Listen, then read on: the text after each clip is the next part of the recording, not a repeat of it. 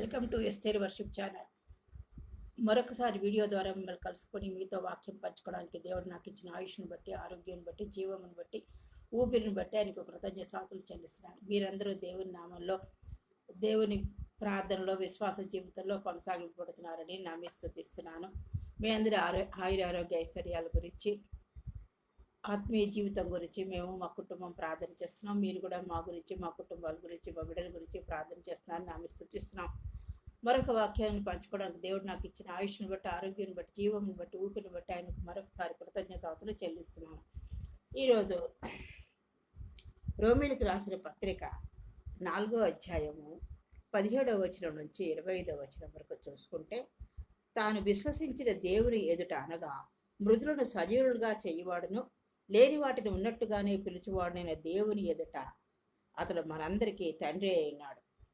చిన్న ప్రార్థన చేసుకుందాం. అత్యంత మహాపరిశుద్ధులను, ప్రేమమేడు, కృపామేడు, దయామేడు ప్రభావ, మీ అపరించి పాదములకు లెక్కలేని స్థుతులు, స్తోత్రాలు, వందనాలు చెల్లించుకుంటూ మీ పాద సరిదానికి వచ్చిన ఆయన వాక్యాన్ని వివరించడానికి నాకు జ్ఞానం సరిపోదు. మీ ఆత్మనట్టు దయచేసి మాతో మాట్లాడి మమ్మల్ని బలపరిచి విశ్వాస జీవితంలో ఇంకా మేము ఎలా ముందుకు సాగిపోవాలో మాకు నేర్పించి మహింపదమని మీ ప్రియకుమారుడు రక్షకుడైన యేసుక్రీస్తు వారికి మీ పాదాలు పట్టుకుని అతి మిక్కులుగా వేడుకొచ్చున్నాం తండ్రి.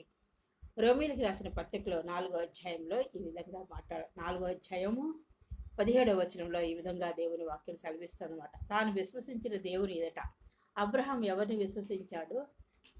దేవుణ్ణి, యెహోవా దేవుణ్ణి విశ్వసించాడన్నమాట. ఎలా విశ్వసించాడు? ఆయన మృతులను సైతము సజీవులుగా చేయవాడు, చనిపోయిన వారిని కూడా సజీవులుగా చేయవాడును, లేని వాటిని ఉన్నట్టుగానే పిలుచువాడు అని ఆయన నమ్మాడు మాట, బలముగా నమ్మాడు. అందుకనే హెబ్రీ పత్రిక 11:1 చెప్తే, విశ్వాసం ఉన్నది నిరీక్షింపడు వాటి యొక్క నిజస్వరూపమును అదృశ్యమైన వాటికి రుజువునైనదని వాక్యం సెలవిస్తుందట. అతని కళ్ళతో చూడలేదు, అతను ఒక అన్యుడు. ఆ రోజుల్లో ఎటువంటి సూచక్రియలు ఏమీ లేవు. ఇంకాను అబ్రహాంతో ప్రారంభమైంది. అబ్రహాము ఎంతగా విశ్వసించాడో దేవాదేవుడిని, తనకిచ్చిన వాగ్దానం నెరవేర్చుటకు సమర్థుడని ఆయన విశ్వసించాడు, నమ్మాడు మాట. చూసి నమ్మలేదు, చూడకుండా నమ్మాడు. ఆయన వాక్యం, ఆయన చెప్పిన మాటని నమ్మాడు మాట. మరి అటువంటి విశ్వాసం మనకు ఉందా? మనకి ఉందా? మనం పరీక్షించుకోవాల్సిన వారమే ఉన్నాం. పిలిచివాడిన దేవుని దట అతడు మనందరికీ తండ్రి అయి ఉన్నాడు. ఎవరు అంతగా విశ్వసించిన అబ్రహాము మనకి తండ్రి అయి ఉన్నాడు మాట. నిన్ను అనేక జనములకు తండ్రిగా నియమించుతని రాయబడినది. అబ్రహాంకి ఇచ్చిన వాగ్దానము, నిన్ను అనేక జనములకు తండ్రిగా చేస్తాను అని వాగ్దానం ఇచ్చాడు దేవుడు. నీ సంతానం ఇలాగ ఉండునని చెప్పిన దానిని బట్టి తాను అనేక జనములకు తండ్రి అయినట్లు నిరీక్షణకు ఆధారం లేనప్పుడు వాగ్దానం ఇచ్చాడు దేవుడు. నీ సంతానం ఇలాగా ఆకాశంలో ఉన్న నక్షత్రాలుగా ఇలా విస్తరింపచేస్తానని వాగ్దానం చేశాడు కదా. ఈ రోమీ పత్రికలో కూడా మళ్ళీ ఆయన గురించి రాసినప్పుడు నిరీక్షణకి ఆధారం లేదు. అది అసలు ఎలా నిరీక్షించాలో కూడా ఏ ఆధారము లేనప్పుడు అతడు దేవుణ్ణి నమ్మాడు మాట. నిరీక్షణకు ఆధారం లేనప్పుడు అతడు నిరీక్షణ కలిగి నమ్మాడు. మరి ఈరోజు మనకి ఎన్నో ఆశ్చర్య కార్యాలు మనం చూస్తున్నాం. మన వ్యక్తిగత జీవితాల్లో కానీ, కుటుంబ జీవితాల్లో కానీ, సంఘ జీవితాల్లో కానీ అనేక మంది వాగ్దానాలు మనం వింటున్నాము.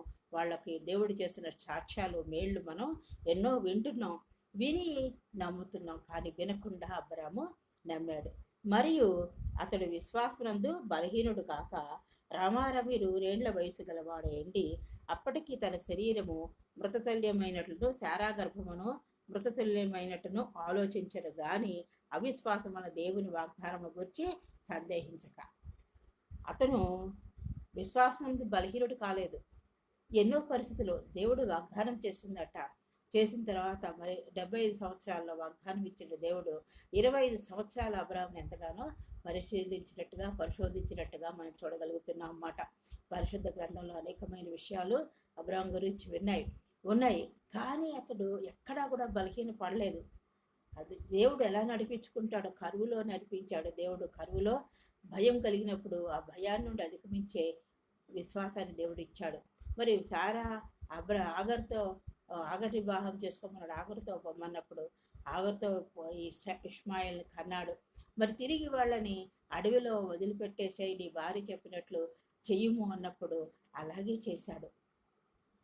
బాధ ఉన్నా కూడా దేవుడు ఆశీర్వదిస్తాడు, ఇష్మాయేలును కూడా ఆశీర్వదిస్తాడని అంతగా నమ్మాడు అబ్రహాము దేవుడిని. మరి ఎట్టి పరిస్థితుల్లోనూ బలహీనుడు అవ్వలేదు అతను. ఎందులో బలహీనుడు అవ్వలేదు? విశ్వాసంలో బలహీనుడు అవ్వలేదు. తన శరీరము ఈలోక సంబంధంగా తన శరీరం మృతతుల్యమైపోయింది. అంటే సంతానము కనడానికి ఎటువంటి ఆస్కారము లేని పరిస్థితుల్లో చాలా తను కూడా ఉడిగిపోయిన పరిస్థితుల్లో శరీర సంబంధంగా బలహీనమైన ఆ పరిస్థితుల్లో దేవుడు ఇచ్చిన వాగ్దానం నమ్మి దేవుడు చేయగల సమర్థుడని నమ్మాడు. కానీ అవిశ్వాసంలో దేవుని వాగ్దానం గురించి అసలు సందేహపడలేదు, ఎటువంటి సందేహము పెట్టుకోలేదు మాట. ఆ సందేహం పెట్టుకోకుండా ఉండవల్ల దేవుణ్ణి మహింపరిచాడు. మరి మన విశ్వాసం ఎలా ఉంది? మనకు కూడా దేవుడు వాగ్దానం ఇస్తాడు, వాక్యం ద్వారా ఇస్తాడు. అనేక మంది దైవజనుల ద్వారా వాక్యం ద్వారా మనకు వాగ్దానాలు మనం నమ్ముతున్నామా? మన విశ్వాసంలో బలహీనం అయిపోతున్నామా? మన విశ్వాస జీవితం ఎలాగుంది? మనకి అసాధ్యమైన దేవుడికి సమస్తము సాధ్యం. అసాధ్యమైన కార్యములు చేయటంలో ఆయన మాత్రమే ఆశ్చర్యకార్యాలు చేయవాడు. అటువంటి దేవుడిని నమ్మకం కలిగి నువ్వు నేను ఎలా విశ్వసిస్తున్నాము? మరి మనకు అసాధారణమైన పరిస్థితుల్లో ఆయనని సందేహింపక ఆయనపై ఆధారపడి విశ్వాసంతో చూస్తున్నామా? అవిశ్వాసంతో బలహీనమైపోతున్నామా? సందేహిస్తున్నామా? ఈ రాత్రికాల సమయంలో మనము నమ్మవలసిన వారమే ఉన్నాము. మనము పరీక్షించుకోవాల్సిన వారమే ఉన్నాం. పరీక్షించుకుని అవిశ్వాసాన్ని వదిలిపెట్టి విశ్వాసంతో ఆయన నమ్మాలన్నమాట. ఆయన వాగ్దానం చేసేదాన్ని నెరవేర్చుటకు సమర్థుడై రూఢిగా విశ్వసించి విశ్వాసం వల్ల బలం పొందాడు. శరీరం మృతతుల్యమైన శరీరం మృతతుల్యమైపోయిన ఆయన వాగ్దానం చేసిన దాన్ని నెరవేర్చుటకు సమర్థుడు ఆయన మాత్రమే చేయగలడు. అది రూఢిగా అంటే నిశ్చయంగా నమ్మాడు మాట, విశ్వసించాడు. ఆ విశ్వాసం వల్ల ఏమైంది? అతనికి బలం వచ్చింది. కాబట్టి మనం విశ్వసిస్తే, ఎప్పుడైతే దేవుని వాక్యము వాగ్దానం విశ్వసిస్తామో మనం బలం పొందుతాం. అందుచేత అది అతనికి నీతిగా ఎంచబడింది, నీతిమంతుడిగా తీర్చబడ్డాడు. విశ్వాసం వల్ల అతను నీతిమంతుడిగా తీర్చబడ్డాడు మాట. అవిశ్వాసం లేకుండా విశ్వాసం వల్ల బలం పొందాడు కాబట్టి నీతిమంతుడిగా తీర్చబడ్డాడు. అందుచేత అతనికి నీతిగా ఎంచబడిన కాబట్టి అతను నీతిమంతుడిగా తీర్చబడ్డాడు. అందుచేత అది అతనికి నీతిగా ఎంచబడను. అది అతనికి ఎంచబడినని అతని నిమిత్తం మాత్రమే కాదు, కానీ మన ప్రభు అయిన యేసును మృతుల్లో నుండి లేపిన వాని యందు విశ్వాసం ఉంచిన మనకును ఎంచబడినని మన నిమిత్తం కూడా వ్రాయబడిన. అబ్రహాంకే కాదు, అబ్రహాము ఏమి చూడకుండా ఆత్మీయ నేత్రంతో విశ్వసించి దేవుణ్ణి నమ్మి విశ్వాస కళ్ళతో చూశాడు, బలం పొందాడు, వాగ్దానాలు పొందుకున్నాడు. కానీ మరి ఈ కొత్త నిబంధనలో దేవుడు ఆ ధర్మశాస్త్రాన్ని కొట్టివేసి, ధర్మశాస్త్రం మనకి మేలుకి ఛాయగా ఉంది, ఉదాహరణలుగా ఉంది, కానీ ఆయనే భూలోకంలో జన్మించి మన పాపాలు, మన దోషాలు, మన అపరాధాలు, మన యొక్క అనీతిమైన పనులు ఇవన్నీ కూడా మన పాప జీవితంలో చేస్తున్న సమస్తాన్ని కూడా ఆయన తన మీద వేసుకొని నా గురించి ఆయన మృతమైపోయాడు. కాబట్టి మనము ఆయన శరీరంలో మన పాపాలు అవన్నీ దోషాలు ఆయన భరించి ఆయన అమూల్యమైన రక్తధారల ద్వారా ఆ సిలువ బలియాగం ద్వారా నీకు నాకు ఇచ్చిన రక్షణని జ్ఞాపకం చేసుకున్నాం. ఆ రక్షణ బట్టి మన నీతిమంతులుగా తీర్చబడ్డామన్నమాట. కానీ అబ్రహాంకే కాదు వాగ్దానం, నీకు నాకు కూడా వాగ్దానం ఉంది. మనం కూడా అబ్రహాంకు ఇక్కడ అదే అంటున్నాడు మాట, అది అతనికి ఎంచబడిన అతని నిమిత్తం మాత్రమే కాదు, కానీ మనకును మన ప్రభు అయిన యేసునకు మృతుల్లో నుండి లేపిన వాని యందు మృతుల్లో నుండి లేచిన యేసు ప్రభు వైపు విశ్వాసం ఉంచిన మనకును ఆ వాగ్దానం ఎంచబడుతుంది. అబ్రహాము యొక్క వాగ్దానం మనకు కూడా వర్తిస్తుంది మాట. ఆయన మన అపరాధములు నిమిత్తం అప్పగింపబడి మనము నీతిమంతులుగా తీర్చబడ్డట్టుకై లేపబడింది. తిరిగి ఆయన 3వ దినాన మృత్యుంజయుడే లేచాడు కాబట్టి మన నీతిమంతులుగా తీర్చబడ్డాం. ఆయన అమూల్యమైన రక్తధారల ద్వారా మన నీతిమంతులుగా తీర్చబడ్డాం. కాబట్టి మరి 100 ఏళ్ల వయసులో కుమారుడిని కలిగాడు. ఎన్నో కరువులో దేవుడిని వైపు చూశాడు, ఓర్పు పెట్టాడు. బిడ్డల విషయంలో ఇస్సాకును కారణం విషయంలో వాగ్దానం ఇచ్చిన దేవుడు నమ్మదగిన వాడని, దేవుడు ఇస్తాడని నమ్మాడు.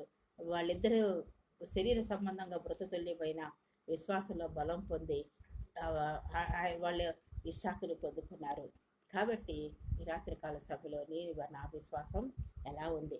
అబ్రహాంకే అనుకుంటున్నావా? ఆ పాత నిబంధనలో వాళ్ళకే అనుకుంటున్నావా? వాగ్దానాలు నీకు నాకు వర్తిస్తాయి. నా కుమారి, నా ప్రియ సహోదరి సహోదరుడా మనకు కూడా వర్తిస్తాయి. కాబట్టి అబ్రహాం విశ్వసించాడు, దేవుడు వాగ్దానం నమ్మాడు, విశ్వసించాడు, నీతిమంతులుగా తీర్చబడ్డాడు.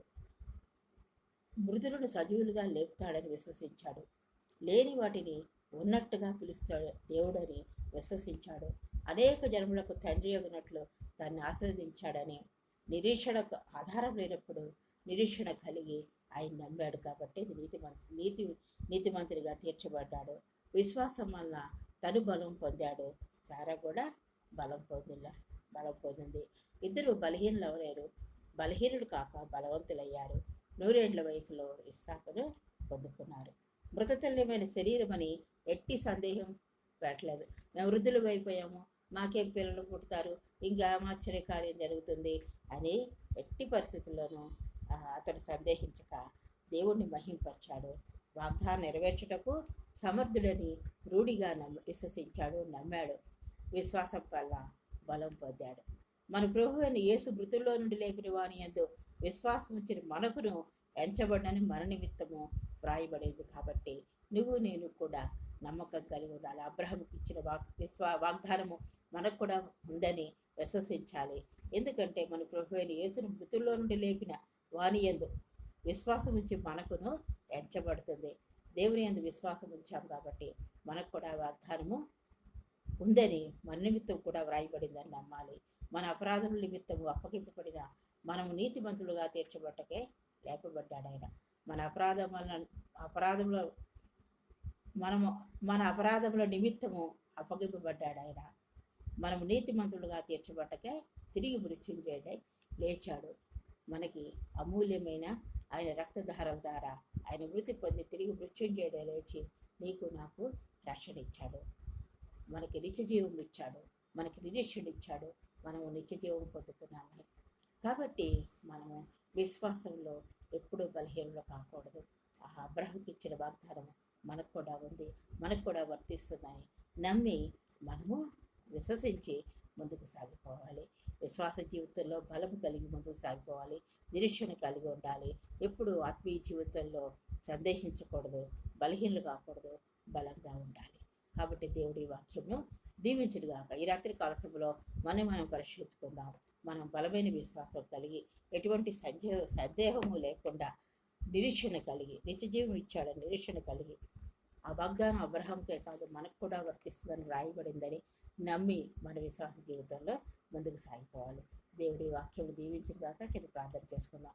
అత్యంత మహాపరిశుద్ధుడును ప్రేమమడు కృపామడు దయామడువైన ప్రభావ మీ అపరించి పాదములకు లెక్కలేని స్థుతులు స్తోత్రాలు వందనాలు చెల్లించుకుంటూ ఈ రాత్రి కాల సమయంలో మీ పాద సన్నిధానికి వచ్చిన నాయన వాక్యం వివరించుటకు నాయన మీరు మాతో నాకు శక్తి లేనప్పటికీ జ్ఞానం లేకపోయినప్పటికీ నా ప్రభా నీ ఆత్మ ద్వారా మాతో మాట్లాడి మరి విశ్వాస జీవితంలో ఎటువంటి సందేహం లేకుండా నిరీక్షణ కలిగి నాయన మీరు మమ్మల్ని నీతిమంతులుగా తీర్చారని నమ్మకం కలిగి ఎటువంటి సందేహం లేకుండా అబ్రహాము యొక్క ఆశీర్వాదాలు మేము కూడా ఆ వాగ్దానాలు స్వతంత్రించుకొని విశ్వాస జీవితంలో ముందుకు సాగిపోయే కృపను గ్రహించి మీరే సహాయం చేసి మహింపదమని మీ ప్రియకుమారుడు రక్షకుడైన యేసుక్రీస్తు వారికి నీ పదాలు పట్టుకుని అతి మిక్కిలంగా ఎడుకొచ్చినాం తండ్రి. ఆమె నన్ను ప్రోత్సహిస్తూ బలపరుస్తూ ఆదరిస్తున్న వందనాలు. మీరందరూ దేవుని నామంలో సంతోషంగా ఆనందంగా ఉండాలని మా అనుదిన ప్రార్థన. నా గురించి నా కుటుంబం గురించి ప్రార్థన చేయండి. నన్ను ప్రోత్సహిస్తున్నారు, బలపరుస్తున్నారు. సబ్స్క్రైబ్ కూడా చేసుకోవాలని మరొకసారి మీకు విన్నవించుకుంటాం. నా గురించి, నా కుటుంబం గురించి, నా ఆరోగ్యం గురించి, నా బిడ్డలందరి గురించి మీరు ప్రార్థన చేయాలని, మీ గురించి, మీ ఆయురారోగ్య ఐశ్వర్యాల గురించి ప్రార్థన చేస్తున్నాము. వీళ్ళు విశ్వాస జీవితంలో బలహీనలు కాక బలంగా ముందుకు సాగిపోవాలని కోరుతూ ఈ వాక్యాన్ని ముగిస్తున్నాను. దేవుడు మిమ్మల్ని అందరినీ దీవించుగాక. ఆమేన్.